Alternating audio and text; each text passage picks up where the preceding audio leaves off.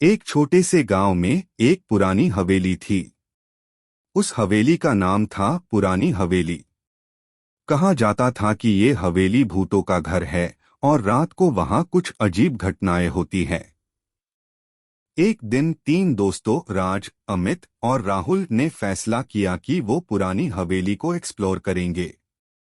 उन्हें भूतों और कुछ अनजान शक्तियों के होने की कोई परवाह नहीं थी।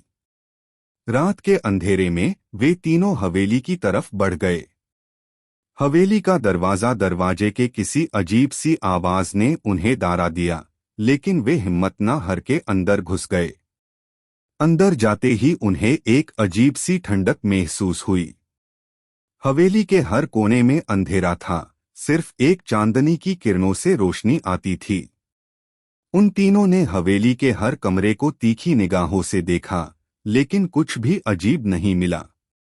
तभी एक आवाज आई, तुम सब यहाँ क्या कर रहे हो? उन तीनों ने घूम कर देखा, लेकिन किसी को नहीं दिखा। आवाज फिर से आई, मैं यहाँ अकेली हूँ, मुझे छोड़ दो। राज, अमित और राहुल डर गए। उन्हें लगा कि ये हवेली सच में भूतों का घर है। वे जल्दी से बाहर निकलने के लिए तैयार हो गए, लेकिन जब वे बाहर निकलने की कोशिश कर रहे थे, दरवाजा खुद बंद हो गया। वे तीनों घबरा गए।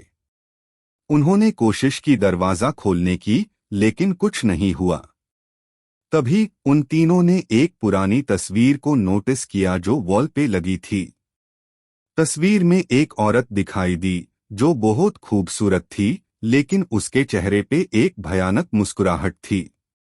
तस्वीर को देखते हाय अन तीनों को हवेली के अंदर का रहस्य समझ आया।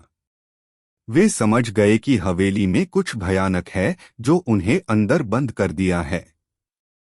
कुछ देर बाद उन तीनों ने एक पुरानी किताब पाई जिसमें हवेली के राज लिखे थे। वे जानते थे कि उन्हें बस उस किताब के हिसाब से चलना होगा। वे तीनों ने हवेली के हर कोने को और अंदर के राज को खोला। रात का अंधेरा धीरे धीरे खत्म होने लगा और फिर एक तेज हवा चली और हवेली का दरवाजा खुद खुल गया। उन तीनों ने देखा हवेली अब खाली थी। कोई भूत या कोई भयानक आत्मा नहीं थी।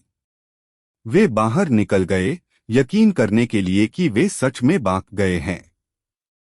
जब वे गांव में वापस पहुंचे, उन तीनों ने वादा किया कि वो कभी भी पुरानी हवेली को दोबारा नहीं जाएंगे। लेकिन उनके मन में हमेशा वो राज और उस तस्वीर का डर रहता था। उस दिन के बाद किसी ने कभी पुरानी हवेली का राज नहीं जाना। लेकिन हवेली की कहानी गांव के लोगों के बीच में जिंदा रहती थी, एक दरवानी कहानी जो आज भी याद की जाती है।